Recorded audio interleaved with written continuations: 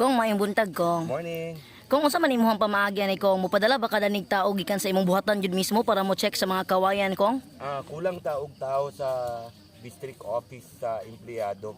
Pero naglaom ko nga ang local government unit apil ang private sector maning kamot nga makapadala og mga tao dili ni tree planting, tree growing. So dili lang ang pag-ugbok o pagtanom ani. Hinaot unta nga malantaw, malimpyuhan, makuhaan og mga sagbot para matagaan og gamay lang kayo nga adbantahe. Ang kawayan sagbot ni nga pamilya. Gamay ra nga adbantahe yang kinahanglan. And of course, we'd like to congratulate nga kani nga panahon sakto. Kaya napamantay ulan taman sa Enero nga pwede pag makabunyag sa iya. Ayun. Pero nakiplano kong one of these months in the coming months nung bisitahon para i-check kung ang mga kawayan nga gitanom. Hopefully, yeah.